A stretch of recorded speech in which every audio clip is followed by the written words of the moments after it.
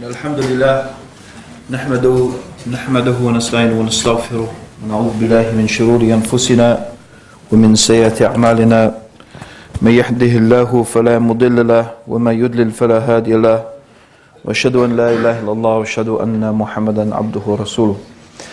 Begin by praising Allah, the one God. We praise Him, we seek His help, and we ask for His forgiveness. And we take refuge with Allah from the evil of ourselves and from the evil consequence of our evil actions. Whoever God guides, no one can misguide, and whoever God leaves to go astray, no one can guide.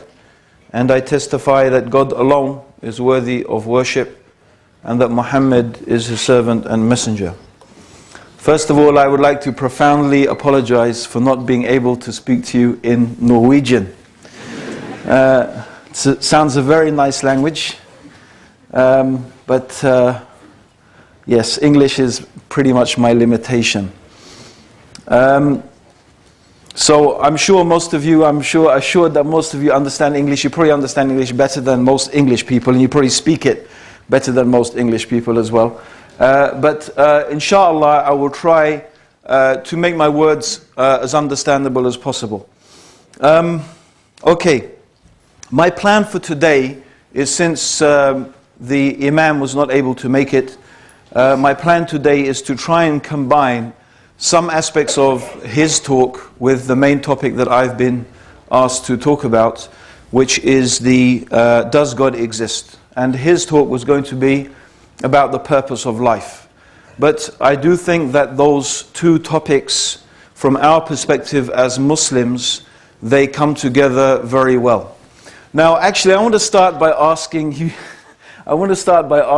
you some questions, and I'll probably be doing this throughout the evening just to make sure you're still awake and that you do understand what I'm saying. So my first question really is very fundamental to what we are going to be talking about over the next 2 days. And I think you will find, inshallah, that between today and tomorrow you will find a lot of continuity between what I'm going to talk about today and the topics that I'm going to be covering tomorrow. But the things that the issues I want to discuss are God. What is a God? And from that also I want to talk about what is religion. Yeah? So my first question to you is, what is a God? Can anyone please define for me a God? What is a God? Yeah, hands up who's a university student, please. Oh my God. Huh? Come on, hands up. University students, hands up. Is that it? Really? Huh? Okay, I don't know. In Norway, let me ask you a question. In Norway, do you just sit and the teacher just talks to you and you just sit? Yeah? Oh my God. I thought you had the most advanced education system in the world, you know? Probably it's advanced because you went back to the old school ways of doing things. But anyway, please, I would like a definition. What is a God? Please, come on. Some brave person, at least start off. What is a God? The creator. Okay, a God is the creator. Let me ask you a question then. You know the Greeks believed in a pantheon of gods. Yeah? So did they believe that Apollo was the creator? Did they believe Apollo was the creator? Or how about Aphrodite? Did they believe she was the creator? But she was a god or a goddess, right? And Apollo was a god. Yeah? The same with Hinduism. Do they believe Ganesh is the creator? No, but he's still a god for the Hindus. Yeah? So now you get my point. So I'm not asking what is the God, I'm asking what is a God. What is a God? Yeah. Someone who's independent and he's totally unique from the creation. Okay, let me ask you a question. Let's apply that to Apollo. Do you as a Muslim believe Apollo exists? Even? No, not as a god. Okay, but even as any real type of being? So, okay, but the point is, does your criterion apply to Apollo or Ganesh or Kali or, I don't know, Yes. Something you can worship. Okay, something you worship. A god is something that you worship. Let's ask another question. Why do people worship gods? Why? Why do people worship gods? Why do people worship anything? Yeah. Yes, sister. To seek guidance. Okay, that's good. What else? Huh? Huh? Hope. That's good. I like that. Anything else? Yes, sister. Why do you worship God? Yeah, why do you worship? No. Why do people worship things? Why do they worship gods? Personally, I worship Allah subhanahu wa ta'ala Yeah. because He gives me something, He gives me the body, Okay. He gives me my eyes, Okay. my talk and everything. Yeah. And for example, if I lose my eye Yeah. and I'm trying to see all the world, I will not buy the same eye that Allah subhanahu wa ta'ala gives. Okay. So, okay, you're worshipping, but you're worshipping the Creator out of gratitude, that's fine. But I'm trying to get to something much more basic than that. So we have gods. There are things that people worship, and why do they worship them? Someone said hope, yeah. People seek utility. Okay, they seek utility. Okay, let me put this, that's very complicated English. I'm not sure, does anyone understand that? Okay, let's put that in simple English. In simple English, yeah, the reason why people worship a god is because they think that god is going to give them what they want and what they need. Yeah? And in many religions, there are different gods for different things. Yeah? So, for example, if you are warrior people, like the old Norwegians, yeah? We learnt in history how, the Vikings came and raided our shores in England. Very naughty. You see? The Viking Mujahideen, I think, was there. So, we all have our pasts, you see. So, I can't even remember but what I was talking about now. But yes, so, okay. No, actually, in Norwegian history, yes, in Scandinavian history, you have actually Valhalla, right? Valhalla is a place where the Vikings go to continue fighting. They love fighting so much that heaven is a place where they fight and die and get born again and fight and die and that's, I don't get that, but the point is they have many gods of war. So if you want to win the war, you pray to the God of war. Because why? You believe that this God will give you what you want. Yeah? So you have gods of rain, gods of sun, gods of the crops, gods fertility gods. Yeah? If you want a child, you worship this God. If you want something else, you worship that God. And the reason people worship these gods is because they believe that by worshipping them, they will get what they want and they will get what they need. Yeah? So this is a God. But let's extend this idea. This may be a bit revolutionary to think like this, but I want to extend this idea. I want to extend it from the point of view of what we could call the Islamic philosophy. Yeah? The way Islam sees and views things. If a God is worshipped because people believe it will give them what they want and what they need, then from another angle, whatever you believe is going to give you what you want and is going to give you what you need, that is your God. Yeah? Whatever you believe is going to give you what you want and is going to give you what you need, that is your God. And what is religion then? Religion is the set of rituals and belief system that is connected to the worship of that God or those gods. It could be formal, it could be informal, but this in a sense is the religion. It is this, how do I how do I worship this particular God? Well, I will make this sacrifice, I will say this prayer, I will do this dance, whatever, you know. And by doing that, you know, I will please the God, and the God will give me, or she will give me what I want and what I need. Okay. But let's extend this idea. Let's extend this further. And let's think therefore about what something the Prophet Muhammad, may God's peace and blessings be upon him, sallallahu alaihi wasallam, he said. He said, woe. Woe means like misery and disaster. Okay, that's what it means. Woe be to the worshipper of the dinar and the dirham. Woe be, misery is for the one who worships the dinar, and the dinar and dirham is the money in the time of the Prophet sallallahu alaihi wasallam. So we translate that. Okay, woe be to the worshipper of the dollar, the pound, the yen, the krona. Yeah? Woe be to the worshipper of money. Now let me ask you a question. Yeah? I don't have any money. Who's got some money? Some yeah? Can I have some Norwegian money, please? Good, I get some at last, you know. No, I need some notes. Yeah. Who's this lady here? MashaAllah.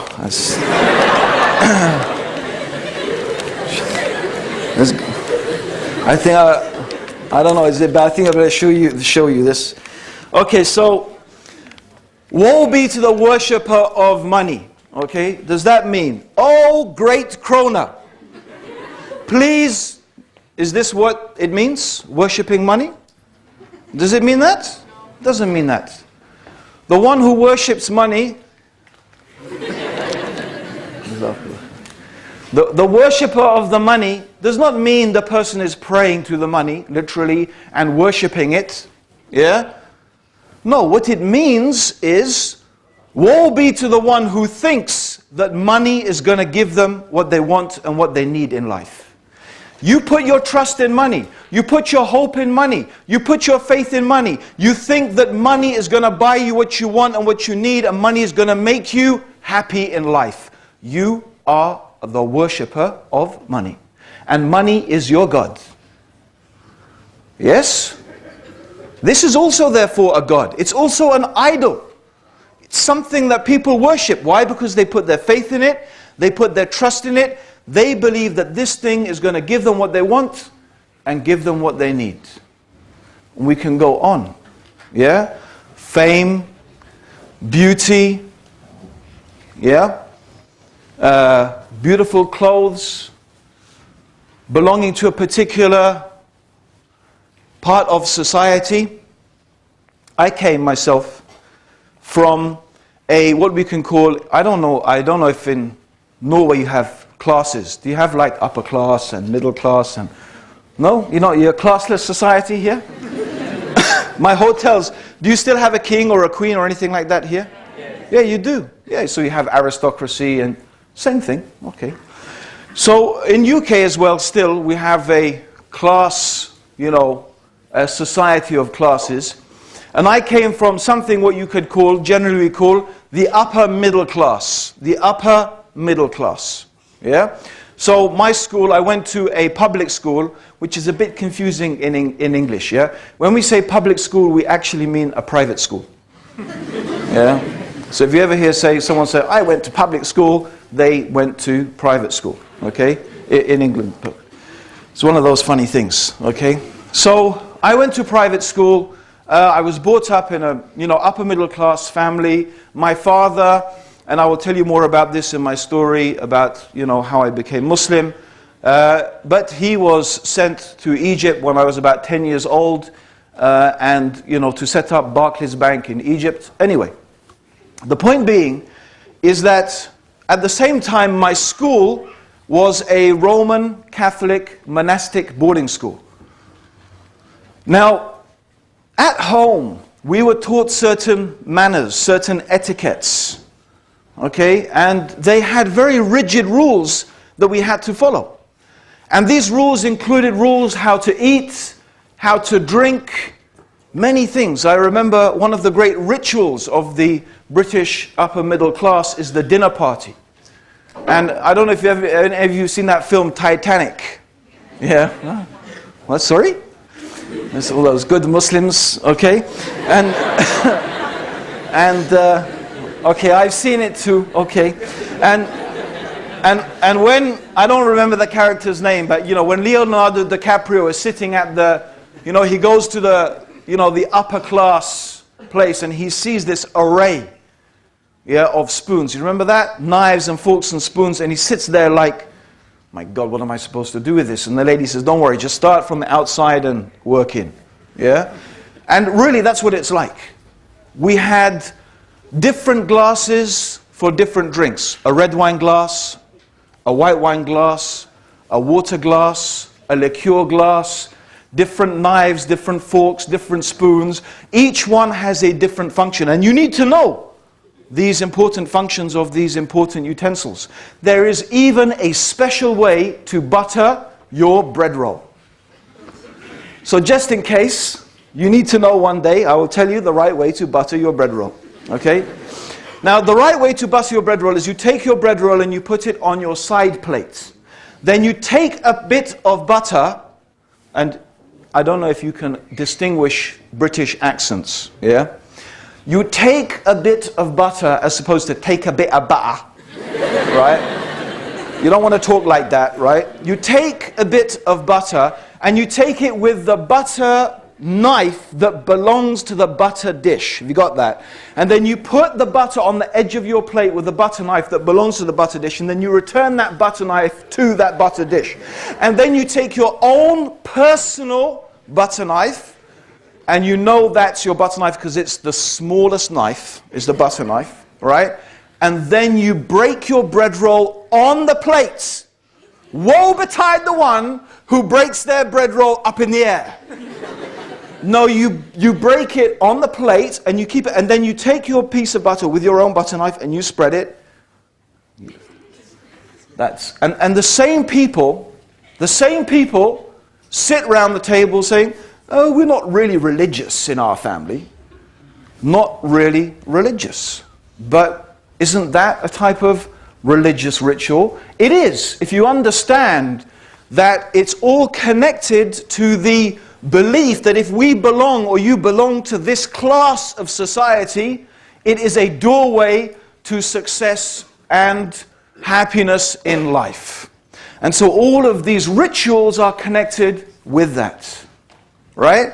So what I'm doing is I'm trying to deconstruct in your mind the narrow parameters that have already been constructed for you by your society. I'm doing something very dangerous, right? And in reality, if you want to know why people think Muslims are dangerous, okay, it's nothing to do with terrorism, it's nothing to do with jihad or these type of things.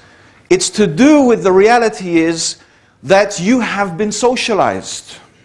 You have been conditioned. You have been brainwashed by your society to think in a certain way, to react in a certain way, and to invest your energy, your mental, your psychic energy towards certain goals that the society has defined for you. And the dangerous thing that I'm doing tonight is I'm trying to divert you. I'm quite open about it. I want you to divert your energy from that to something else. Now that doesn't mean I want to create a chaotic society. No, I don't. I just believe that there are goals that are more worthwhile you investing your time and your energy in than the goals that the society has set up for you. Because the goals the society that has set up for us, by and large, I don't think Norway is different from Sweden, which is different from England, which is any different from the US of A. We have all one thing in common in these societies. Okay? The West, what is called the West. One thing that we have in common is that we are consumer societies. It's a society that is based upon the idea, the ideology. I would like to call it, please, now with my new definition I've given you, the religion, okay? The religion of consumerism. And the God that you are worshipping is the God of money and material success. So what your society tells you is that by having money, by having things that the money can buy, by being materialistically prosperous, through these things and by these things, you will be happy. And this is the definition the society gives you, by and large, of success. This is the religion of the West. It's not Judeo-Christian. It's a materialistic consumer society that is orientated around making you and indoctrinating you to be producers and to be consumers in that society. And this is what I'm here for 2 days to challenge those ideas. Now you can call it and give it different phrases you like. You can call it an ideological warfare. You can call it a philosophical discourse. I suppose it depends upon how important these things are to you.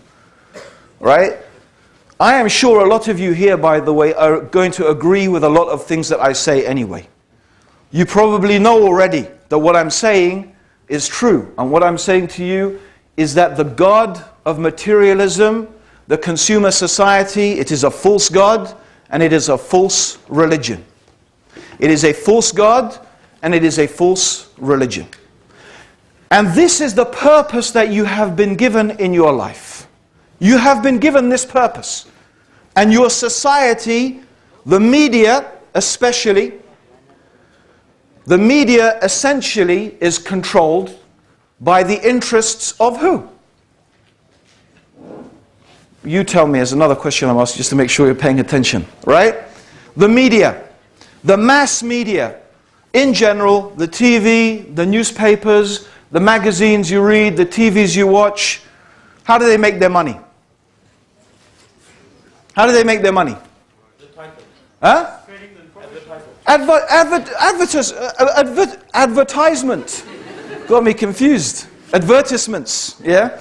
Okay, through advertising, yes? Is that true or not? Okay, what do they advertise? Tell me some products advertised in newspapers and magazines. Yeah? Huh? Cars. Huh? Come on, guys. Girls. Cars. Houses, properties. Oh, cars, houses, property, clothes, makeup, drinks. Okay, you get the idea, right? You might not be so indoctrinated after all, I was thinking. So, yes. So their interest, these advertisers, their interest is for you to buy their product. Right? If you don't buy their product, then that's a problem for them. That means the media is largely driven by the needs of advertisers. And therefore there is a symbiotic relationship. That's a nice big word in English, symbiotic. Okay, but you get by my expression what it means.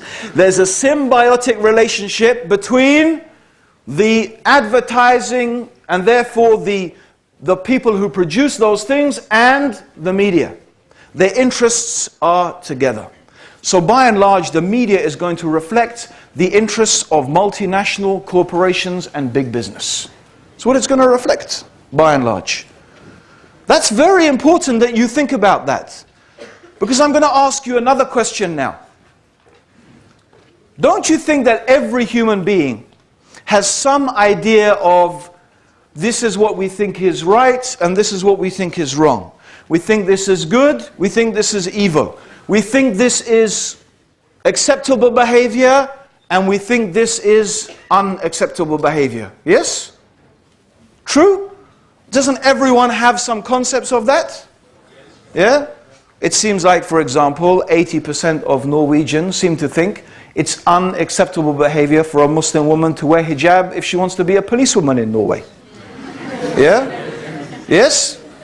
I've got to ask you a question. What is the basis? Where did you get this information from? Where did you get this piece of knowledge from? That this is allowed and this is not allowed. This is acceptable and this is not acceptable. This is the right way to behave and this is the wrong way to behave. Where did you get this information from? Huh? Yeah, well, I mean, who's the first people that start teaching you these things? Right? Your parents. Then you go to school. Right? Then school, they teach you, and your friends, your peer group. Yeah? your peer group, your friends, they influence you in the way you think. And of course, the media, okay? I think it's important to realize that who is trying to control the way you think and the way you behave?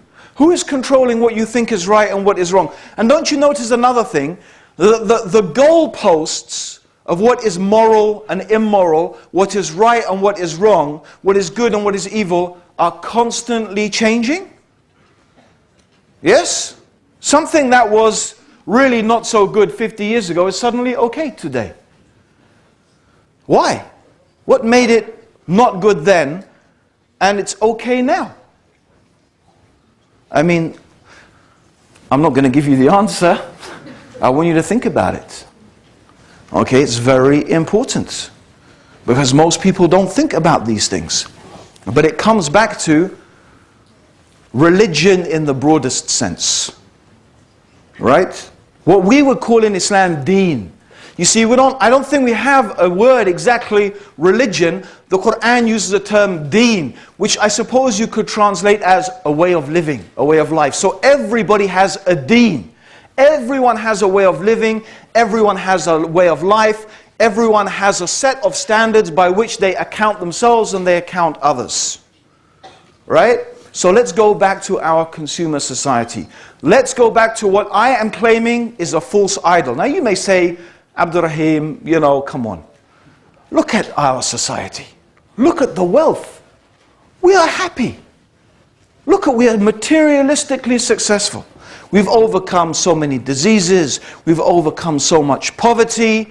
We live happy, comfortable, prosperous lives. We live longer than we ever have before. If you want the evidence of our success, it's right here. Look at it. And it's true. From one angle, I have to admit that. You know, I am not an outright critic of every single thing about Western society. Absolutely not. There's too many things actually to admire and respect. But what I want to do is examine the core aspects here. I want to examine the core aspects. Now, I have to apologize. I don't know much about Norway, okay? I don't know much about life here. I don't know much about the problems that you have here, or maybe you don't have any problems, okay? It's quite possible, okay? We heard so many amazing things about Scandinavians, you know. But in England, believe me, and in America, I'm sure you will recognize there are too many problems. Too many problems. And so, what I want to get us to think about is what we are being sold, what we are being told, the consumer society. You see? So, okay, 10 minutes. Oh my God. Okay, just as I'm getting warmed up, you know. Let's look at some of the advertisements. Yeah? You ever see those advertisements for Coca-Cola? Yeah? You see in the Coca-Cola adverts, some of them, right, what do you have? You have young girls, it must be, you know, Swedish or Norwegian girls, I'm sure. And boys as well, the most good looking, definitely, okay? And they're there drinking Coca and smiling and laughing and, you know, the water spraying and the sun shining. And they're brown, not Pakistani brown, but, you know, yeah. You know, nice Caucasian tanned brown, yeah? Okay? And you know, and these individuals, you know, they're not like me. All right? You know, trim and slim, and you look at that, and you're sitting there and you say, man, I want some of that. I want some of that. And so what do? You go out and buy Coca-Cola. Now let me ask you a question. Does Coca-Cola make you slim and young and give you shiny white teeth? Does it? 2 bottles of that over there. Let's see who's drinking it. And by the way, this is for Muslims. I'm not saying Coca-Cola is haram. Yeah? Okay? I'm just trying to point out, here is the reality. And the reality is what? The reality is what? In America, obesity is such a major problem, and in UK as well, Obesity is such a major problem amongst the youth that they are saying that for the first time a generation of kids are going to die before their parents. The single most major culprit are fizzy, carbonated, sugar-loaded drinks. The single most major culprit are sugar-loaded, carbonated drinks. More than anything else. Right? Also, saturated fat, high salt food, yeah? But now they're thinking of banning these advertisements. But what is Coke? You know, Coca-Cola symbolizes it. Coca-Cola symbolizes this whole consumer society. You know what it's called? Sex, drugs, and rock and roll. That's it. It is. Because if you want a phrase that summarizes the whole attitude, sex, drugs, rock and roll. That's it. You know what? You don't want to believe in this God and this paradise that's in a life to come, pie in the sky. If you want to have fun, you need to have fun right now. This is the time to have fun, right? We had the atheists in England, now they're putting advertisements on the buses. There's probably not a God, so just enjoy your life right now, right? And you know, it ties in so nicely, doesn't it, with the materialistic religion. It ties in so nicely. Buy this car, have this. And look, if you look at the advertisements, I'm sure it's not any different. What are they selling? Are they selling you a product? Do they list the qualities? Our car has this efficiency, the engine. I mean, sometimes they do, but most of the time, you know what they're selling you? They're selling you an emotion. It's emotional appeal. They want you to buy based upon emotion, right? As I was saying to one brother today, why do you buy a Mercedes? Why have you got a Mercedes? I'm sure you've got a Mercedes because you know what? Not because the Mercedes is the better car than the Toyota, whatever it is. The Toyota is probably more efficient.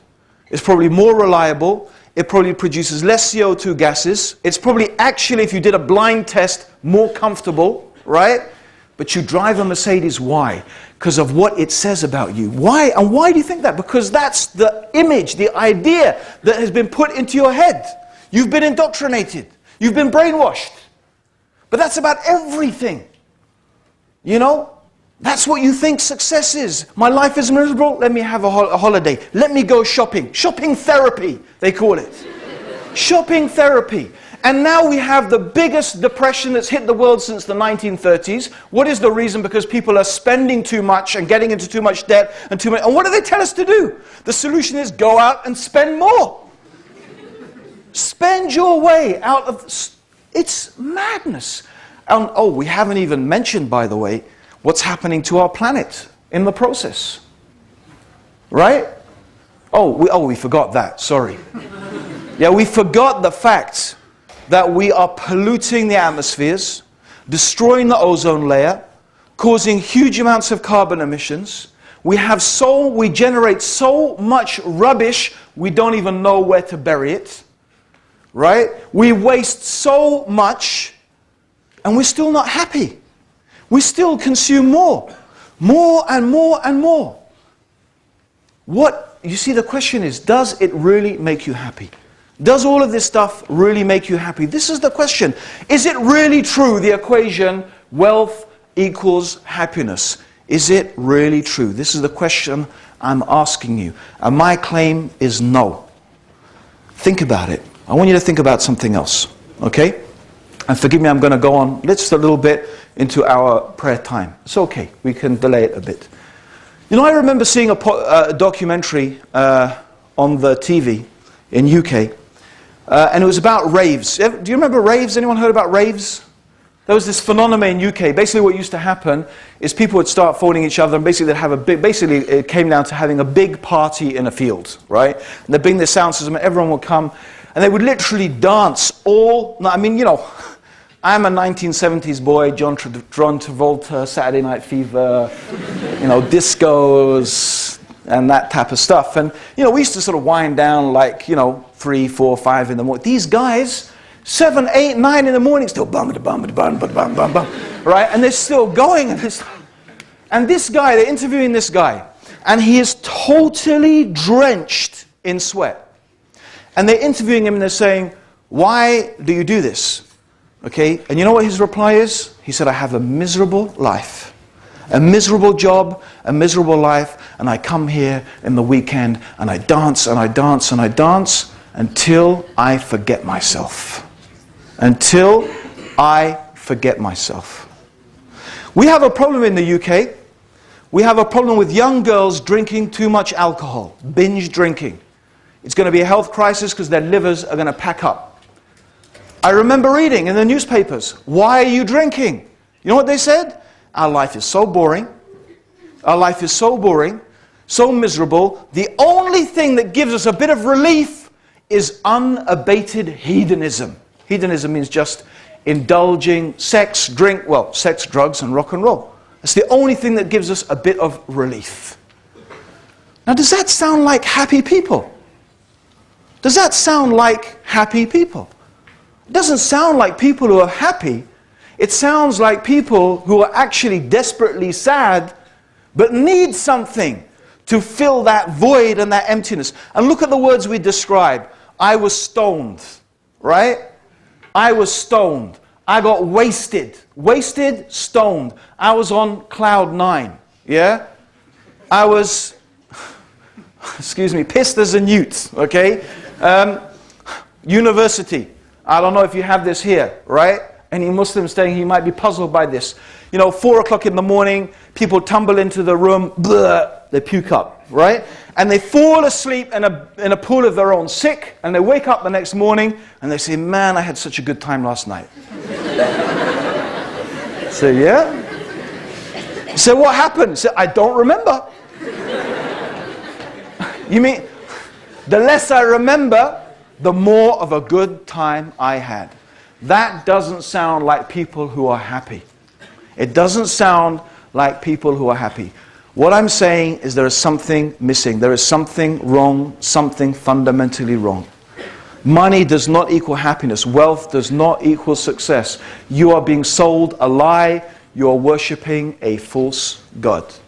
The question I'm putting to you here is if wealth and so-called material success is not the purpose of life, and you know what? I'm pretty sure deep down inside everyone in this room knows that is not the purpose of life. That is not the reason for your existence. I know you've been asking yourself, why am I here? I know you've been asking yourself, what is it all for? I know you've been asking yourself, where did I come from? Where am I going to? But you're not finding answers. Okay? I hope that by the end of tonight, I'm going to give you some answers that make some type of sense, have some type of logical consistency, and importantly as well, appeal to what I believe is an inner state of knowledge that we all have. Okay? Anyway, the point is now that we Muslims, we have to go and pray. We won't be too long. Yeah? Inshallah. So we're going to come back. Please don't disappear. Because I'm excited about finishing this talk. So thank you very much for listening. Assalamu alaikum wa rahmatullah.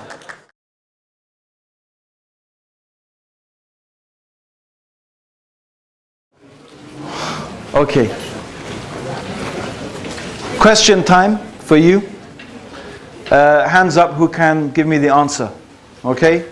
This, what's this called? In English, please. What's it in Norwegian?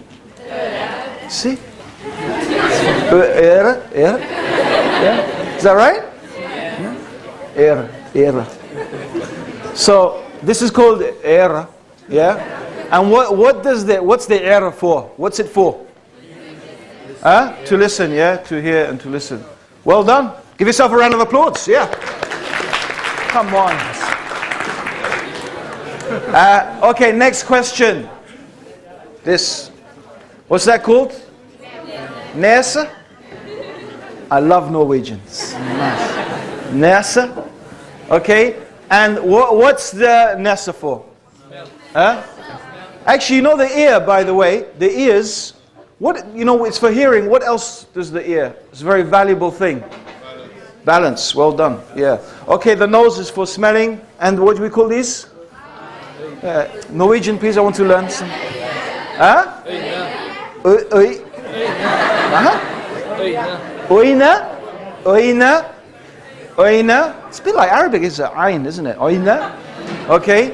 And subhanAllah, you could almost find a link between all the languages, you know. But okay, and so what are eyes for? See. Okay. How about these? Yeah? Huh? Teneth. Teneth. What's that for? Biting, eating, chewing. Okay. Okay. Who is... brother. What's that on your face there? Yeah, here. These things. Yeah. What? Huh? Brilled. Huh? Brillere. Brillere. Yeah. Oh, brillere. I'm not even going to try and say mist off. No, I'm not even going to try and say it. Okay. And what do they do, bro? What do they do, those glasses of... There's brillere. Yeah, brillere. I can't... Anyway, I'll have to write it down. What are they for? They make me see better. They help you see better. Yeah? Okay.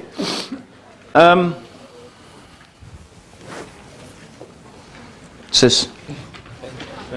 Yeah? Pen? In Norwegian, please. Pen. I'm going to be fluent in Norwegian. And what does it do? What is it pen for? Yeah? Right. Okay. What's the point of all of this? Think about everything. Think about your body. Think about every single constituent part of your body. It has a purpose. Even your appendix, which they used to think has no purpose, actually they found it has a purpose. They found. After they've chopped out thousands of appendix, they found it has a purpose. Everything you have, your lungs, your heart, your kidney, your eyes, your nose, your feet, and even the externalities, your glasses, your pen, everything has a purpose. It has a reason. It has a purpose. Now let's think about this. Is it really conceivable that every single constituent part of your body, every bit of your body, has a purpose? The sun has a purpose, the moon, the stars, the sea, the grass, even the worm in the earth has a purpose to fertilize the soil. But you, the whole of you, what is your purpose? Huh? Is it possible that each thing, everything has a purpose, but the human being does not have a purpose? It's not something we can accept. It doesn't make sense. And so when you ask people, what is the purpose of your life? Sometimes people, they misunderstand the question. What they understand by that is, what do you want to do with your life?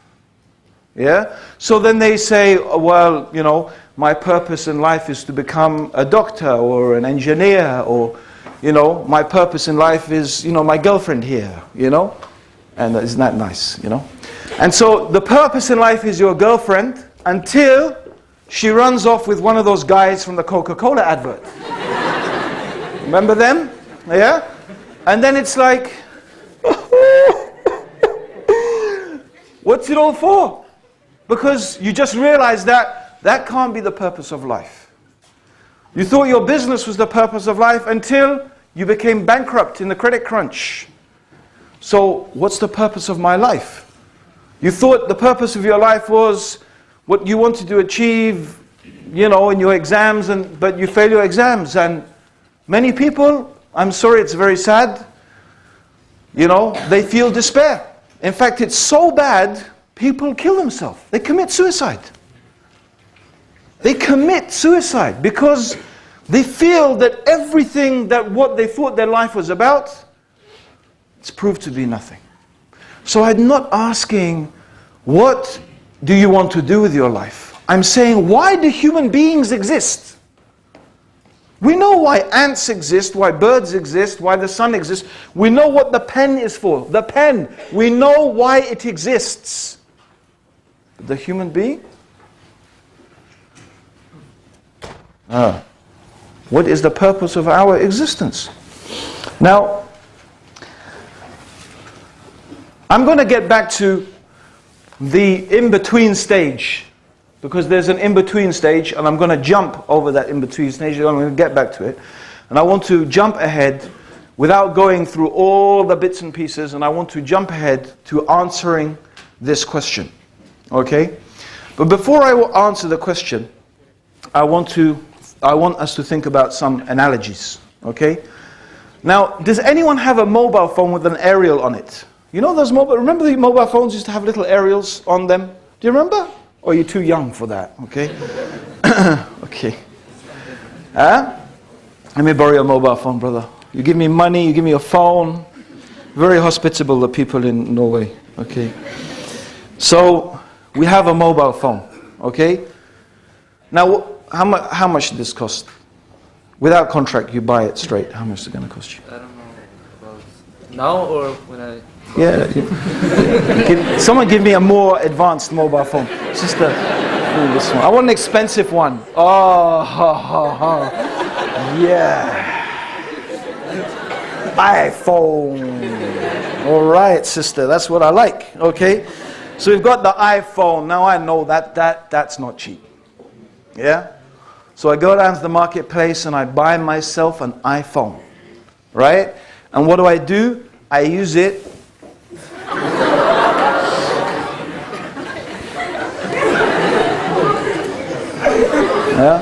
I bought myself a nice armpit scratcher. Yeah? And I used the mobile phone. I spent £600, or how many kronas? Yeah? Kronas? Yeah? How much? 6,000 kronas to scratch my arms. Right? You know, there's a reason I'm mentioning this. Jazakallah khair. Okay? Don't watch that now, you know, that's... You can eBay it. You know, Abdurraheem scratched his armpit. There's a reason why. Because I know some of you today, maybe you're thinking, look, you know, it's all very nice to talk about, you know, the materialistic society, but, you know, I'm enjoying my life. You know, it has use, it has benefits, right? And my comparison is, most people's life is like taking a 6,000 krona mobile phone and using it to scratch your arms, your armpits, right? Yeah, you can give some use to it. You can give some use to your life, but is this really what you have been created for? And unlike a mobile phone, you are not an inanimate object. Okay, there is much more complexity to the human being. Okay? So that mobile phone, I spent 6,000 kronas to scratch my armpit. Most of us would agree, this person is a fool. I mean, either you've got too much money, right? And too little sense, right? Or you really are a fool. I mean, that's a waste. That's a really criminal waste. Okay? And another thing I want to think about, okay? When I get my shiny, nice new iPhone, and I know most of us, we have a familiarity with technology and so on and so forth, but I remember when I first got my first mobile phone, actually for many years I refused to have a mobile phone. But anyway, my friend, he gave me his one and he kept insisting, I can't contact you and this, and eventually I gave in and he gave me his mobile phone. Now, I had never used a mobile phone before, right? And so he gave me the phone, but there's something he didn't give me with the phone that would have been really useful. Huh? What is that? Oh, the charger, he gave me the charger. Okay. What else? Yeah, the SIM card, I had a SIM card. Okay, the instruction manual. I mean, I admit, the most basic function, I could make a phone call. But I know the phone had about 20, 30 different functions that I never ever learned how to use. Right? Because I never had the instruction manual. I never had the instruction manual. Now that phone, I don't remember, let's say it was made by Nokia. Yeah? Now let's try, I want to get an instruction manual. And let's say I get an instruction manual by Sony Ericsson. Is that any good for me? Okay. I've got a Nokia phone. I've got a particular model of a Nokia phone. What do I want? I want the instruction manual from the manufacturer, right? I want the one who made the phone to give me the instruction manual on how to run that phone. If I want to know how to use it, what's it for, what is its features, what is its functions, I need the instruction manual from the one who made the phone. And I hope that you're getting my analogy. If you want to know what is the purpose of your life, if you want to know the reason for which you exist, if you want to know how to live your life in the best possible way, according to the reason for which you were created, okay, I don't need instructions from Freud, Lenin, Marx, Descartes, Aristotle, Plato. Believe me, they all need instruction manuals themselves. All right? I want the instruction manual from the one who made me. I want the instruction manual and I want the guidance from the one who created me and brought me into existence. Because everything else is really just guesswork. Everything else is conjecture. What they call in Arabic, dhan. Speculation, guesswork, conjecture. If I want to know what is the reason for my existence, if I want to know what is the purpose for which and by which I exist, the only one who can really inform me of that is the one who gave me existence, who created me, and who made me. Now I'm going to go back to the mobile phone. Because I tell you what, right? I could give a long, the brother who invited me, I said, you know, I'm going to change the topics a bit and mix the purpose of life with does God exist? He said, but your does God exist talk is, you know, it's 1 hour, 45 minutes. I said, you know, that's another talk. You know, this is, you know, everything we, you know, horses for courses we say, you know, no problem. So I said, okay. This is coming to the question. I'm not going to go through all the different philosophical arguments, right, that discuss as to whether God exists or not. What I'm going to do is I'm simply going to present to you what I think is the most effective argument. Can I prove to you that there's a God? Intellectually, rationally, to be frank, I don't think I can prove it, right? But what I do believe I can do is illustrate why believing in the existence of a transcendent creator, meaning believing in the existence of a God who is different and separate and unique. So he is distinct from, or the creator is distinct from the creation, is the most rational and sensible explanation for the existence of our universe, our world, and ourselves. And to illustrate the point, I'm going to go back to the mobile phone. I'm going to go back to the mobile phone. Now, here we have a simpler mobile phone. Sorry, brother. And although I don't know the brother, I'm going to speculate now as to where he got this mobile phone from. Okay? He was walking. Now, first of all, I just want to think about something. What are the essential components of this phone? The materials it's made out of. The casing's made out of plastic. Yeah. And inside there's a little chip. Yeah. There's a little chip. Yeah. We call it, what do we call it? A silicon chip. What's silicon? Silicon is sand. Plastic comes from oil. Okay, name me a place where there's lots of oil and sand. Huh? Actually, Iraq is better. There's you know the oil in Iraq, they say you put in the areas where there's oil, you put a straw in the ground and oil comes out. It's the most easy oil to extract in the world. Okay?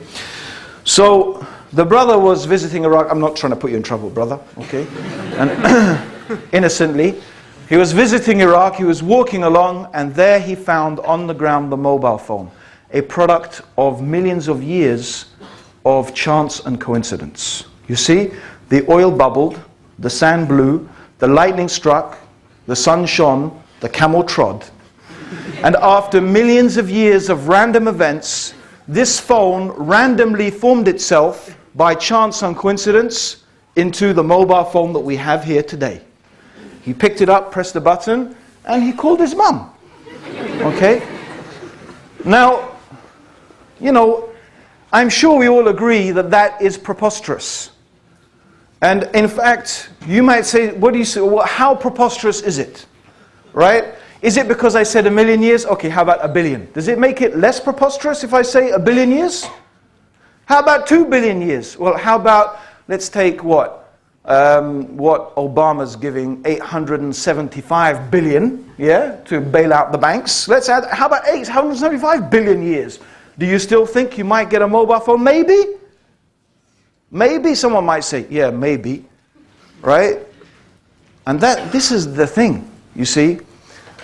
What the atheist is asking us to believe is something actually more incredible than that. More incredible.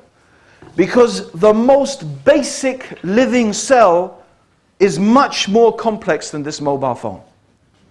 Yet they are still trying to make us believe, and I don't care how many billions of years you want to put it, that is a product of merely some random events.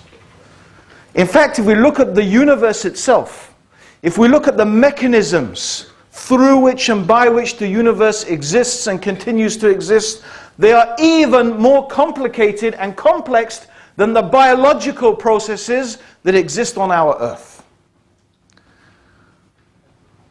I am telling you that the claim that this universe is a product of random events, it's a product of chance and coincidence, is not a rational claim at all.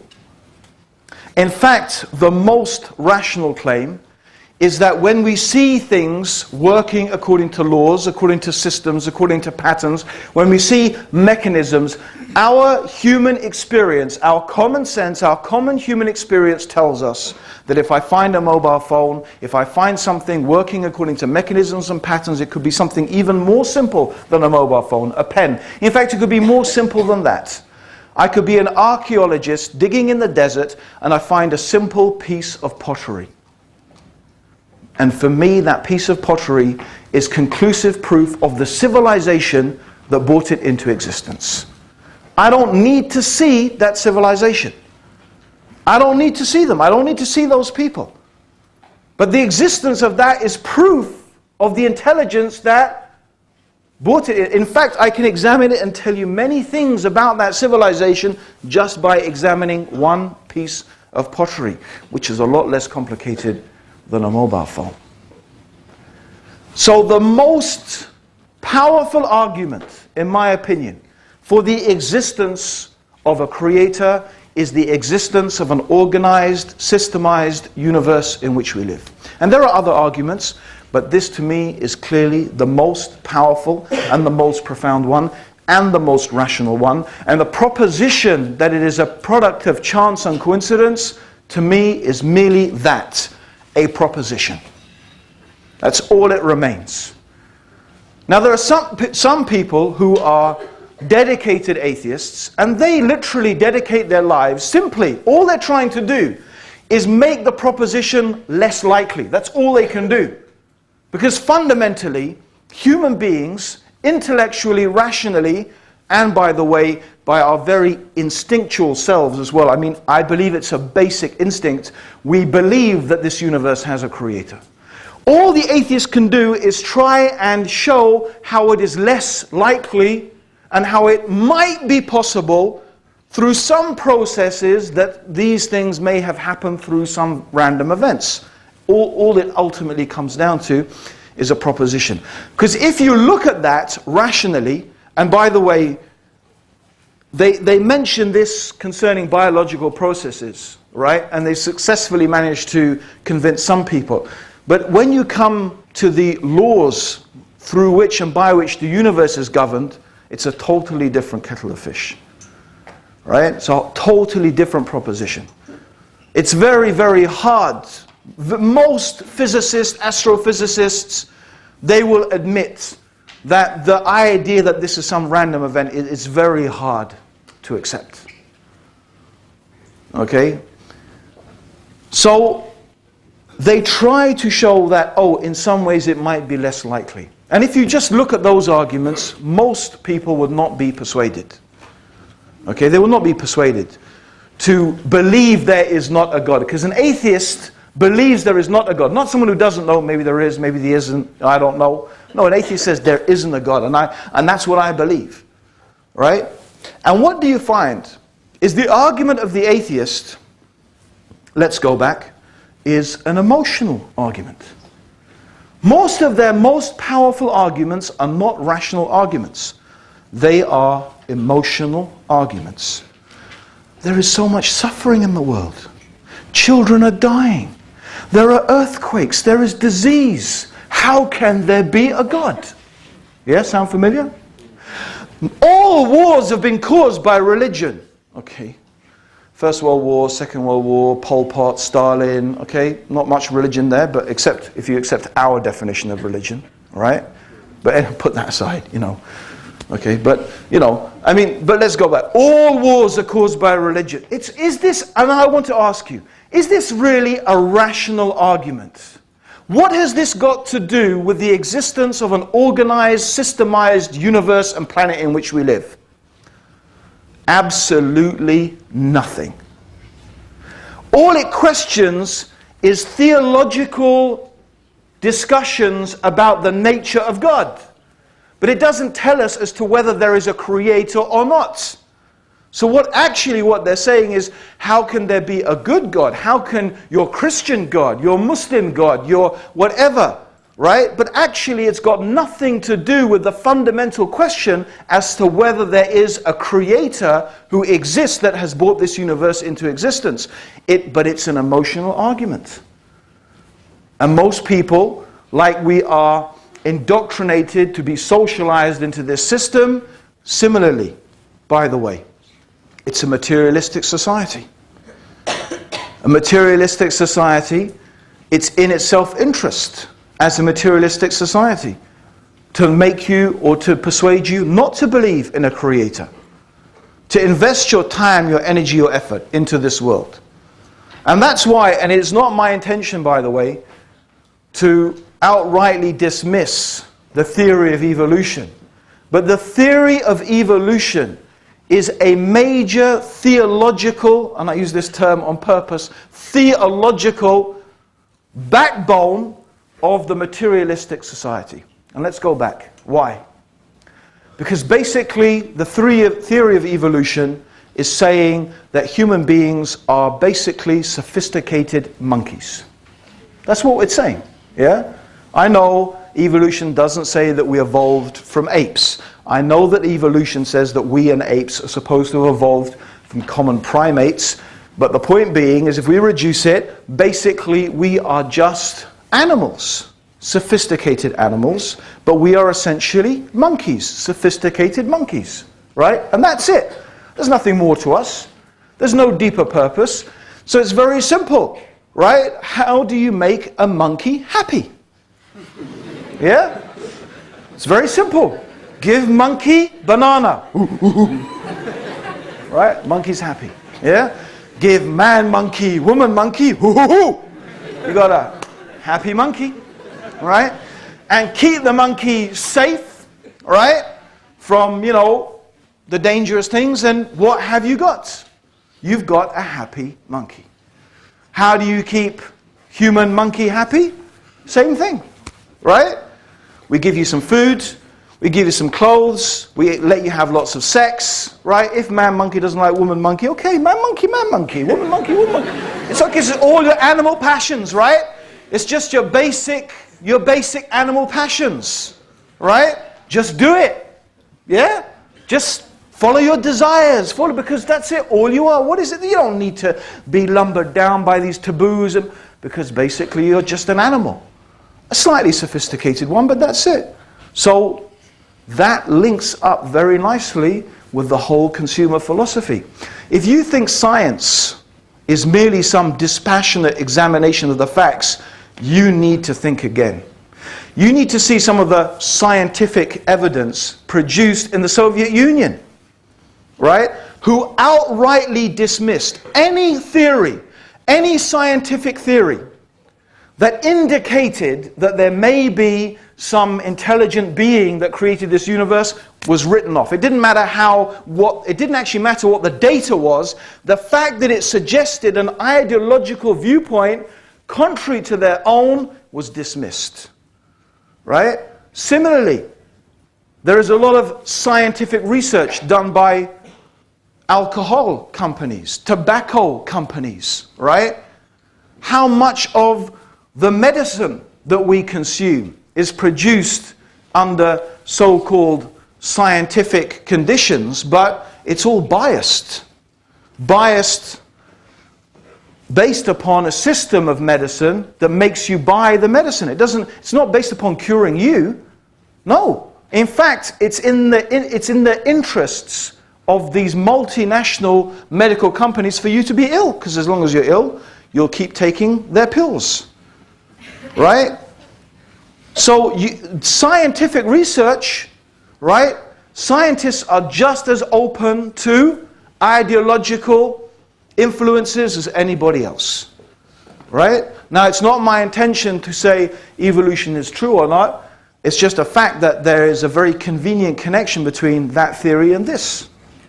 Okay? And it goes back, and this is what I go back to. What I would say is really, in reality, the most convincing explanation for an organized, systemized universe is the existence of an intelligent, wise being that has brought it into existence. Now, I know there are many questions that go on from that. I propose just now to answer some of those questions, right? But in order to do that, I just need to develop a few ideas, okay?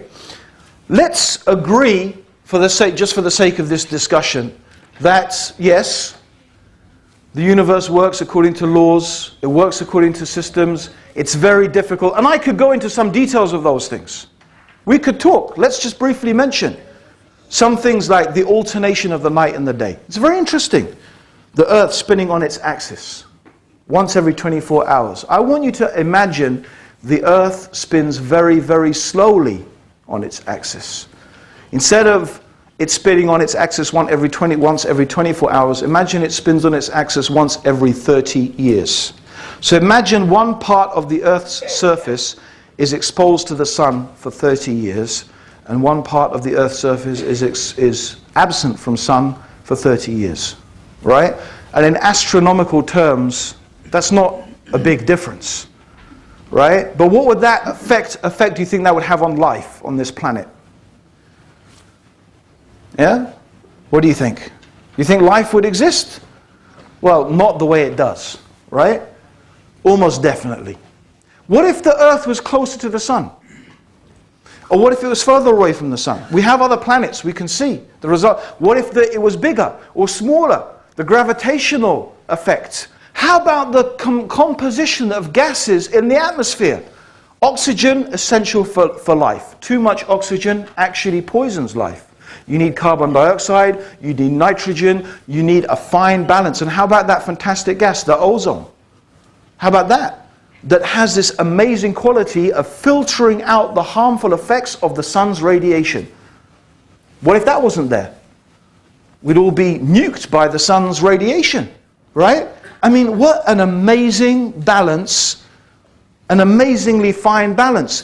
You know, if you compared the Earth, if you shrunk the Earth to the size of a snooker, a billiards ball, you know, billiards ball, right? The Earth is smoother.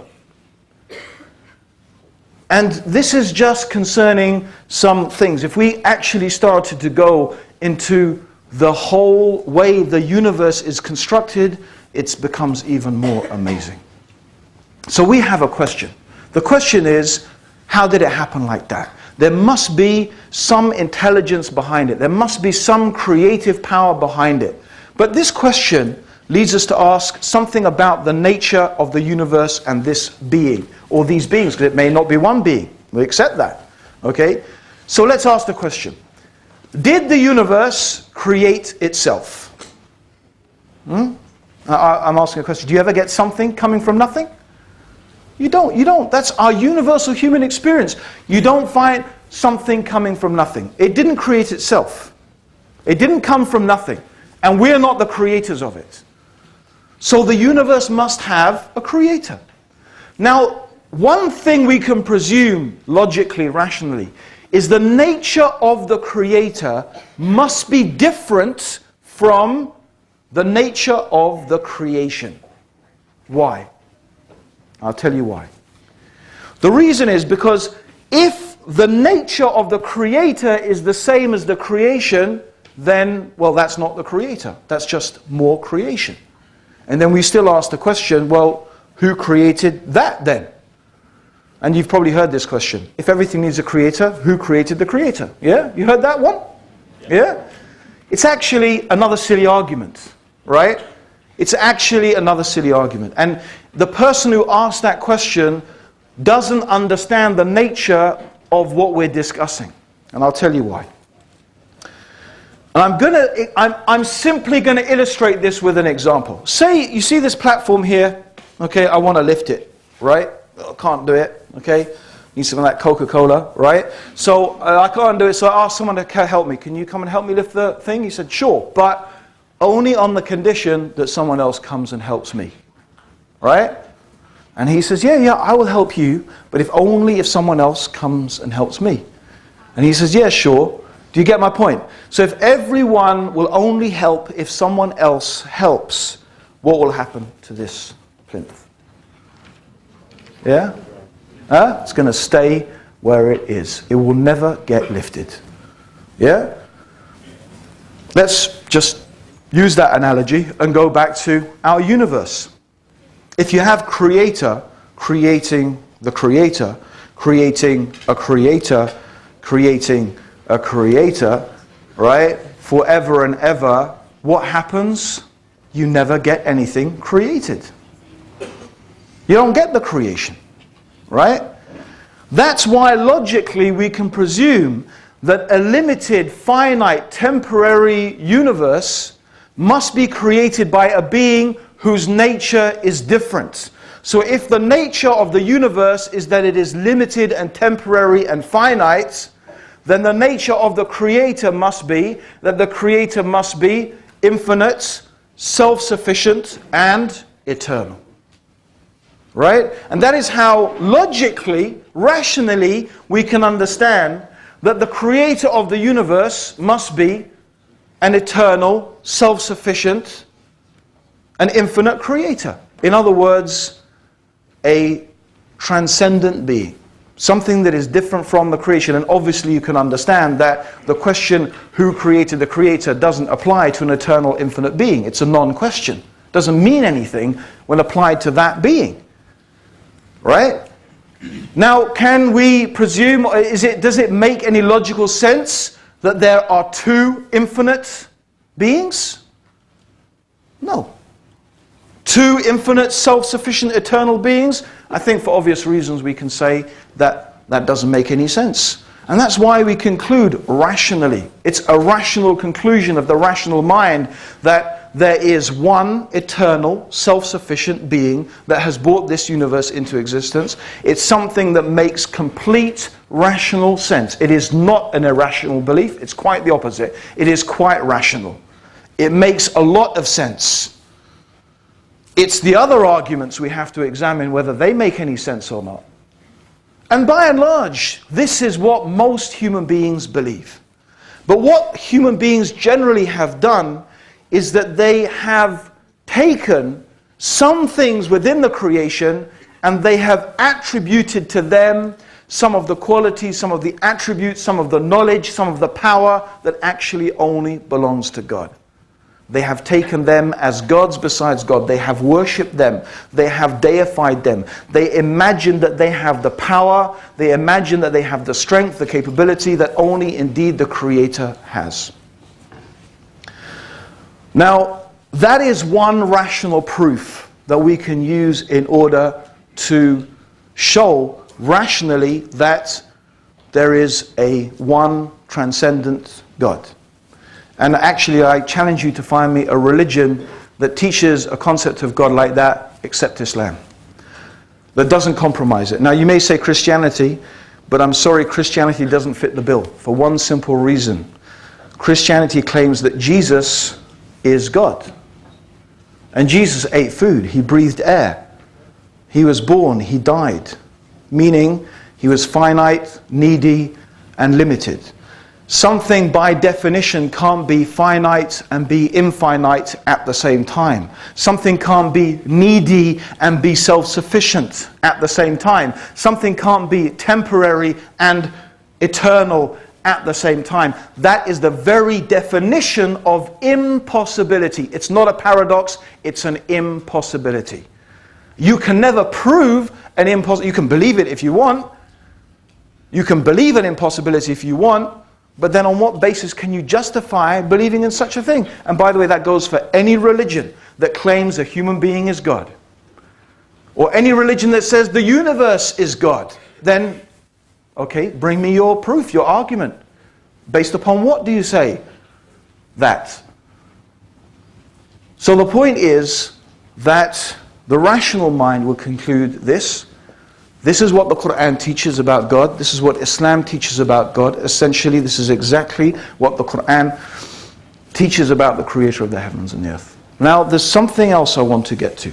Because I don't believe that the rational argument on its own is a conclusive proof. But I think it's pretty much conclusive. But I don't think it's absolutely conclusive. I think you need to combine that with some other things. And there's two other things you need to combine it with.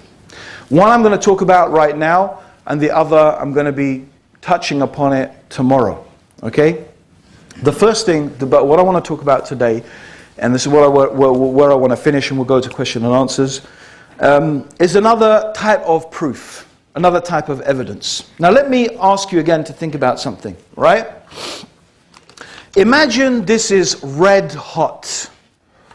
Yeah? Red hot. Yeah?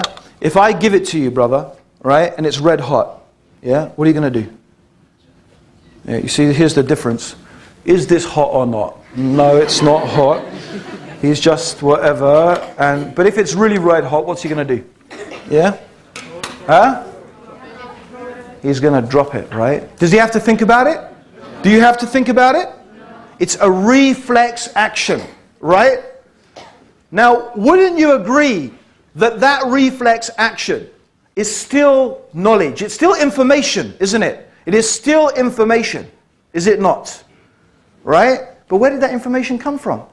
You don't think about it. You didn't analyze it. You don't think, oh, I need to. It's something that happens. It's information that you are programmed with. Right? And I believe, and Muslims generally believe, that you have an inbuilt reflex response towards God, to the Creator, the one God. Just like when something's hot, you drop it and you don't think about it. There are certain incidents that will happen in your life, and what you will do, your reflex action will be to call upon God. Now when I say call upon God, it's not the name here. You may say, oh Jesus, right? But if you said, oh Jesus, or you say, oh Buddha, right? You don't actually mean Jesus or Buddha. Because believe, if Jesus was standing next to you and that thing happened, you wouldn't be turning him and say, Jesus, help me, right? You wouldn't, right? You would be calling on the same being that Jesus himself would be calling upon, right? Because it's just the name that has been programmed into your head, but it's the concept. The concept, the being that you call upon, is that being that you know has power and control over everything in this universe. You instinctively know that there is a being that has the ability to rescue you from your predicament. And the Quran gives an example. It gives the example of people on a boat. They're on the boat and the waves are coming in the sea, and the waves that you can imagine crashing over this boat. The waves are like the roof of a tent crashing down. And the people know the captain is not going to save us, right? The boat, meaning our technology, is not going to save us, right? So everything, they know their money is not going to save them. They know their Norwegian passport is not going to help them. Right? They know looking beautiful and, you know, my slim body, that's not going to help you either. Right? And your kronas, they're soaking wet, they ain't going to help you. There's no way you're going to buy yourself out of this one. You mean every single thing that you thought was going to give you what you want and what you need, now you know that it's all worth nothing. All the gods that you worshipped, all the idols in which you put your faith and your trust, whether they're idols of money, power, wealth, or whether they're idols, sticks and stones that you actually pray to, similarly. If you pray to those bits of wood and sticks and stone and you thought that this thing was going to help you, you know now, right, that the idol is going to sink along with you. It ain't going to help you.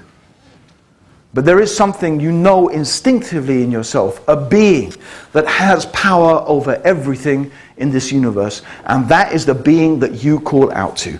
That is the being. That is the creator. That is the one that you know in the depths of your own being has that power and ability. And you say, oh God, oh this being. You call upon this being to help you and to rescue you. Right?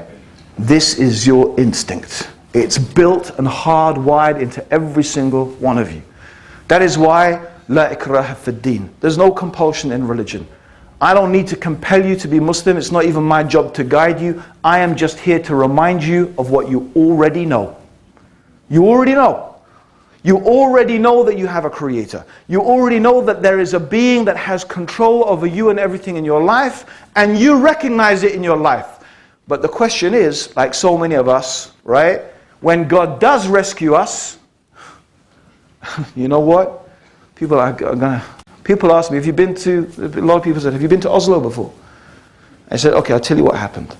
A couple of years ago, I went to Åre. Did I say it right? Åre, the ski resort in Sweden. Yeah? I was there and we went with a group of Muslims, okay? And one girl, she fell over, knocked her head. She got flown to a hospital in Norway, and we had to drive and pick her up, and then we drove from that hospital all the way down Norway to Stockholm, and I passed Oslo on the way, so I saw some buildings. I've seen Oslo now, you know, now I can die, you know. Not quite Venice, actually, but it's nice, lovely city. But what am I getting to? Yes, one of the girls with us, poor thing, she'd only just started skiing. And, you know, as she's skiing along and she's doing okay, she saw these kids just like zooming over this slope, right? She said, okay, that must be easy little kids, you know, I'll just follow them, right? And she found herself on a black slope, all right? And she's a green slope skier, you know, green sort of easy blue. And she was telling us, right, she was so scared, she was crying, all right? And what she was saying, oh God, please save me. Please help me. Please, please. I will be a good Muslim. I will pray 5 times a day. Please, God, save me, save me, save me. And she was admitting this to us, right? All the promises she made to God. And, you know, she got down to the bottom. And did she start praying? Did she start being... No. Okay, so isn't that's the human being, right? You know, God shows you His signs. He shows you.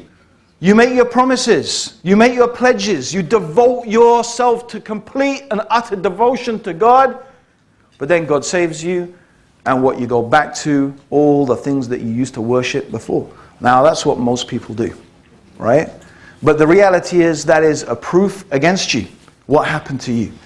So there are many different levels of proof that we can offer, okay? And the final one that I want to offer is to do with experience. Right?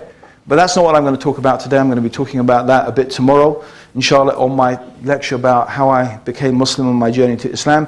Everybody, I hope that we've all learned something today. I've learned some Norwegian. It's fantastic. And I hope you've learned some things as well. It's been a real pleasure. You've been fantastic. Thank you very much. Assalamu alaikum. Jazakallah khair.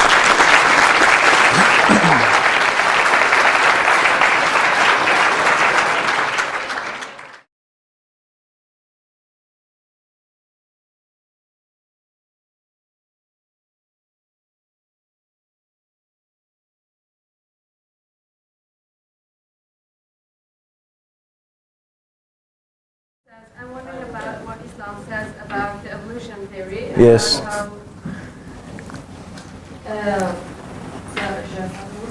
wondering about what Islam says about the evolution theory, about animals and people having changed. For example, that dinosaur existed. Yeah. Okay.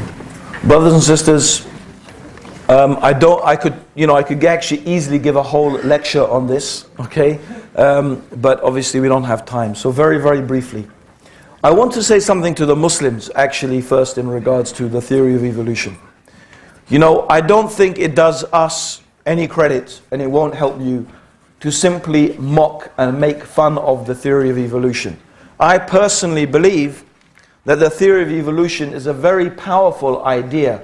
And it's powerful because it's simple, and it does seem to explain some phenomena that we see and that can be observed in the world in which we live and in the fossil record and so on and so forth. Right? Do Muslims believe in evolution? Well, I wouldn't say that it's a point of, certainly it's not a point of view or it's not a principle of our religion that we have to believe in the theory of evolution. Right? Certainly not. So do we believe it in the sense that it's a dogmatic thing that we have to believe in? Certainly not. Right? However, Muslims by and large do believe that the scientific methodology as a methodology is a good and sound methodology. Okay? And that if science conclusively proves something to be true, that is not something as Muslims we can ignore. Now, many Muslims today would still argue that the theory of evolution is not conclusive. There are still many holes and discrepancies that have not been dealt with concerning this theory, and there is lack of evidence in order to fully say that we can really be sure that this theory has taken place. However, in spite of that, by and large, we could say that there is nothing that contradicts the idea that creatures could have or have evolved through small stages into the complex different organisms that we find in the world today. There's nothing in principle that says we can't believe in that. Okay? In fact, the Quran teaches us how the human being is developed through stages of embryonic development. And those stages are different. Okay, so the stage of nutfa is different from the stage of alaq, which is different from the stage of mudgha, okay, which is different from the state in which we finally look like a human being. So Allah, in a sense, has developed us through distinct stages in our mother's wombs. So the idea of development through different distinct stages is not an impossibility. In fact, it's a reality that the Quran acknowledges in human embryonic development. So how about this idea applying to life in general? Well, it's certainly a possibility. However, I make a proviso. There are two things that we will say we cannot agree with. As Muslims, we can't believe that these processes are completely devoid from and separate from the power and the guidance of God.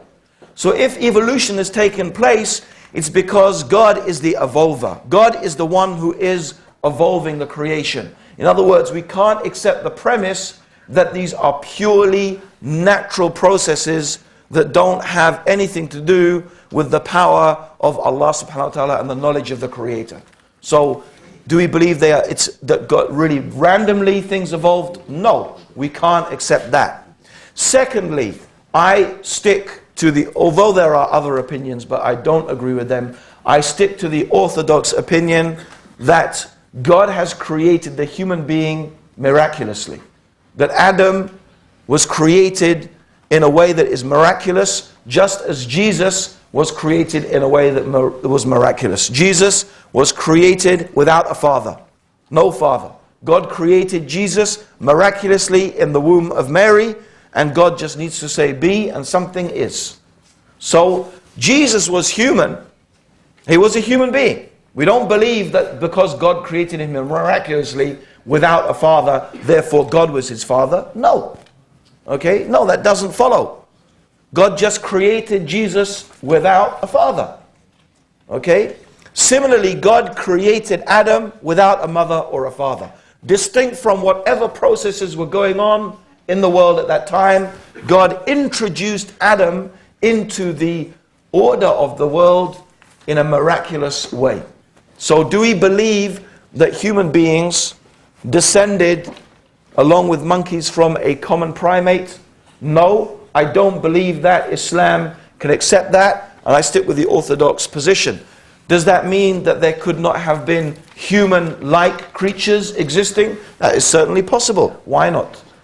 Because what makes us different, actually as humans, there are some differences, but the most fundamental difference is that what makes us different from the animals is that we have the choice to submit to God or not. That's what makes us different. Not just some physiological things, right? Whether I have, I don't know how my arms are, or my legs are, or my nose is, or whatever. No. My fundamental thing that makes me human and that makes me different from the animals is that I can choose to submit to God or not. I can choose to believe in and obey and worship the Creator or not. That's what makes us different. Yeah? So I do believe, as the Quran teaches, and that's how I literally understand it, that God created Adam miraculously and God created Eve from Adam.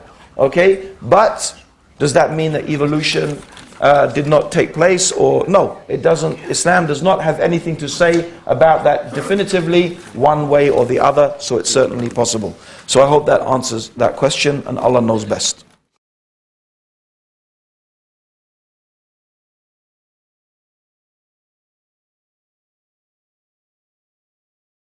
Okay, heaven versus hell, believers versus non-believers. If God loves all humans equal, why do Muslims say that only believers get a seat besides Allah in paradise? Okay, you see, I'm guessing that the person who wrote this question is either a Christian or used to be a Christian, right? Because a Muslim would not say that, right? Unless it's a Muslim who knows more about Christianity than Islam, right? That there's a lot like that. Because there's nowhere that Allah says in the Quran that God loves all human beings equally. It doesn't say that. Okay? And this is actually, the Quran says the opposite. Allah loves the people who are good and who are obedient to Him and who are sincere to Him, So Allah loves the sincere, the mukhlisun, right? The sincere people, right? And Allah clearly says, okay, إِنَّ اللَّهَ لَا يُحِبُّ kafirun, muflihun, whatever the transgressors, the sinners, they have choices. Shall I take this way or do I take that way? Shall I obey God? Shall I disobey God? So based upon those choices, right? This is how God makes judgment. But the opportunity, right? God is going to judge us all justly. God is completely just. Right? And God will judge us according to the opportunities we had and the decisions that we made. We may have different opportunities, but still, we made those choices, and based upon those choices, Allah is going to judge us. Now, some of us may be less intelligent than others. Some may be, but that's not what's important to God. Not how we dress, not how we, when I say not how we dress, I mean, okay, not walking around naked or not, okay. I mean whether we have designer clothes or... So the point being is that ultimately we have choices that we have to make, okay. And God is going to judge us based upon those choices that we make. I want to make a very important point as well, brothers and sisters. The other important point is that, it's not for you or for me to judge people, right? Okay? I mean, in a way we do. If I see someone doing something evil, right, selling drugs or stealing or raping, of course I make a judgment, yeah? That's a wrong thing and that person should be stopped and that person should be punished, right? But what I'm saying is we can't look into the hearts. We look at what people do on the outside, but we can't look into the hearts, right? You may not know that the person you're looking at and you're condemning may be better than you. They may be a better person than you, right? They may have more sincerity. Maybe they don't know what you know. Maybe they don't understand. Maybe they have some problems in their life that you can't possibly even. So what I'm saying is, brothers and sisters, we should not be judgmental. Even about people who are not Muslim. It's not that simple just to be judgmental about them, right? You're not the one to say, this one's in the hellfire, that one's in the paradise, this one. No. Allah, alhamdulillah, Allah didn't even, it's not us to do that. Yeah? So we shouldn't have that. This is a very dangerous type of attitude to have. And it's quite easy to fall into that type of mentality. Right? So, we shouldn't have that attitude. Our attitude should be of compassion, of care, of kindness, of concern.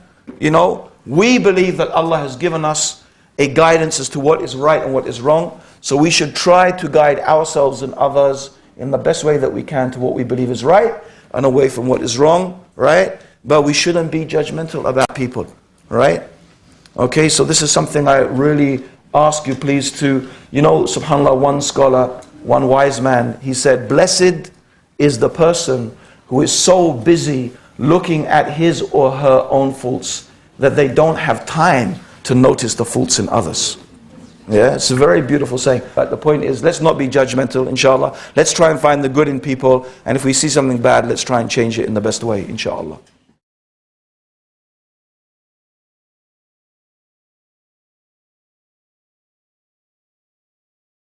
Okay, Salam.